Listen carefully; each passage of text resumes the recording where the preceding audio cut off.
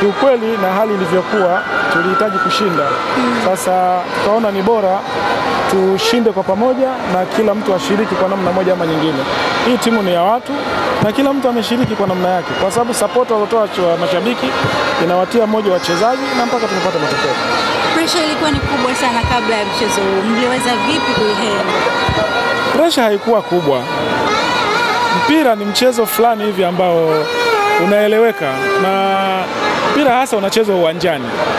Lakini wale waliokuwa uwanjani wanasema sisi tunapokuwa nje, labda wanasema mchezaji wa 12 tuna support, tunapiga makofi, tuna cheer mpaka wanapata matokeo, wanapata motivation.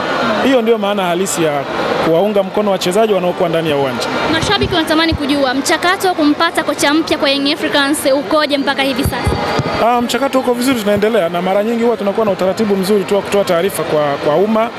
Kwa hiyo zoezi linaendelea, litakapokuwa tayari tutawatangazia.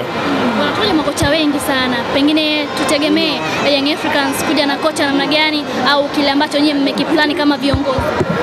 Yanga ni timu kubwa sana.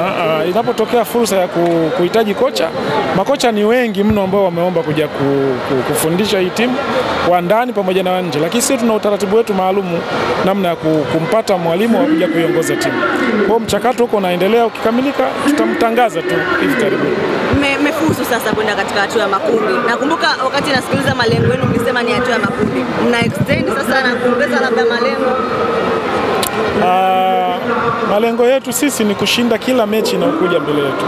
Tumeshinda hii, tutapangwa ratiba, tutajua tunaopambana nao ni akina nani, lakini kama tulivyosema tangu awali, timu yetu nzuri, tuna wachezaji wazuri wengi tu, tumesajili wachezaji wenye viwango vizuri ambao wanaweza kutupa matokeo kwenye kila namna ya mechi. Hapo mpira uko hivyo, kwa hiyo hatuwezi kusema tunaishia makundi. Tumepanga kushiriki kila mechi na kushinda. Kwa tunaweza tukashinda mpaka tukacheza final. Inshallah.